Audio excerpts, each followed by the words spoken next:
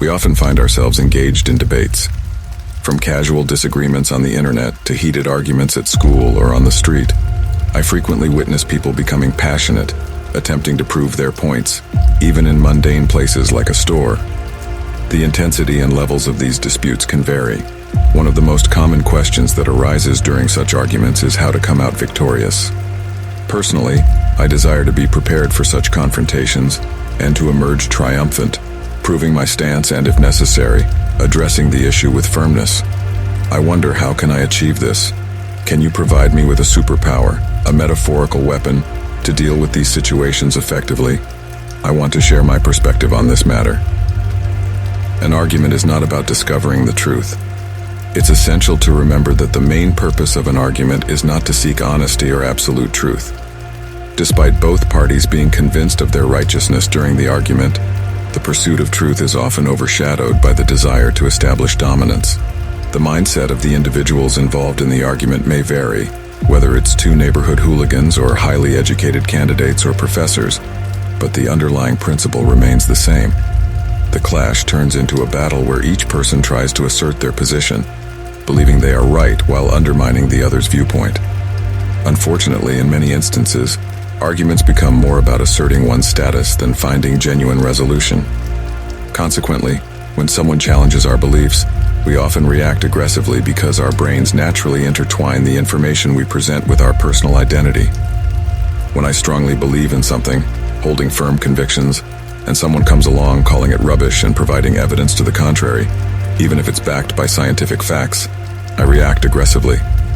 It feels like a personal attack on my identity, my beliefs, and my social standing. This automatic aggression response turns an argument into a fight, where winning becomes a matter of asserting social dominance rather than discovering the truth.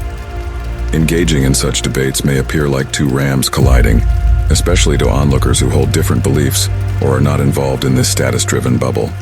Therefore, it's essential to recognize that arguments are not primarily about seeking truth or ultimate reality. They revolve around the struggle for social status. Consequently, if you wish to appear foolish, then by all means, continue arguing in such a manner. If you feel the need to engage in arguments, go ahead and do so. Some people might think that if they don't respond, it will appear as if their position is weak, and this could harm their social standing. Without much thought, people quickly jump into arguments. However, there are instances when someone among you might genuinely be mistaken. To resolve such situations, it's crucial to avoid personal attacks and ideally allow some time for reflection. Often during arguments, it starts with questions like, "Who are you to say that?" or "Who said that at all? Look at yourself first." The focus rapidly shifts from discussing ideas and information to making it a personal matter. The person quickly moves to attacking your character, implying that you're inferior simply because your position differs from theirs. Naturally, this triggers a defense mechanism, leading to a back-and-forth exchange of accusations. It becomes a contest of "you're wrong, no you're wrong, look at yourself." This emotional escalation can even lead to physical confrontations, even among professors. This instinctive behavior to defend our beliefs is deeply ingrained, and controlling it is challenging. It's better not to let it escalate to that point. When someone holds a different opinion, let them have it while you maintain your own perspective.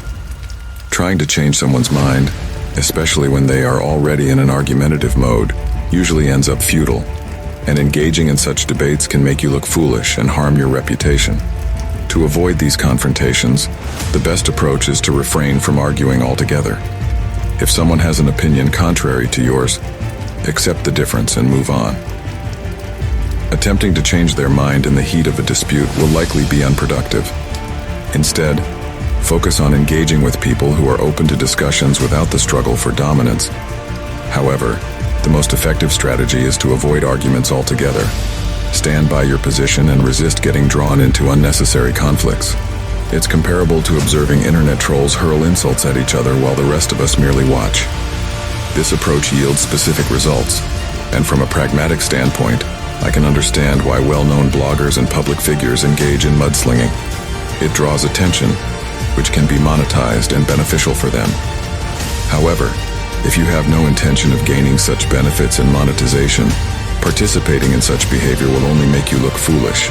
It's best to avoid it altogether. So what should you do instead? If you aim to persuade someone of something, it's crucial to steer away from personal attacks. Avoid phrases like, "You don't get it," "Who are you to talk," or "Just go away, you believe in nonsense." Such tactics are unproductive. Instead, focus on evaluating the idea itself. Never label someone as foolish for holding certain beliefs. It won't lead to constructive dialogue. Instead, discuss the weaknesses in the idea. Approach it with statements like, "I don't think you're unintelligent for believing in this, but there are some flaws in this idea that should be considered." Let's say we're considering the idea as true. In such a case, how can we prove these specific aspects of the idea? I've taken a step back from personal judgment. Rather than engaging in direct confrontation, my aim is to highlight the potential gaps and flaws present in the thoughts expressed by the person. This approach prompts them to consider the points more objectively, as engaging in heated arguments often shuts down critical thinking. Now, we can take our understanding to a higher level. Instead of solely focusing on the idea or the person presenting it, we delve into the third level. It becomes intriguing to explore the reasons behind the emergence of such ideas, not only in that particular person, but among people in general. We question why some individuals resort to calling others foolish for believing in flawed concepts, without making any progress in the discussion. Instead, we can adopt a more constructive approach. We present the flaws in the idea, such as specific aspects that lack substantial evidence or reasoning. This method allows the person to contemplate and evaluate their own beliefs. Another level to explore involves discussing why people tend to believe in similar ideas, often influenced by historical factors or the interests of certain individuals who promote such thoughts. Here, we transcend the immediate idea or the person, fostering deeper insights into the thought process of individuals.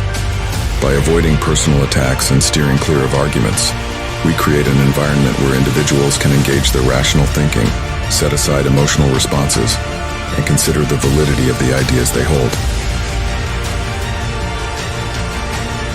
Thanks for listening. If you found the info helpful, please hit the like button. It lets me know you enjoyed it. And if you think others could benefit too, consider sharing this video. Your support helps spread positivity and growth. See you next time. Keep growing and own your greatness.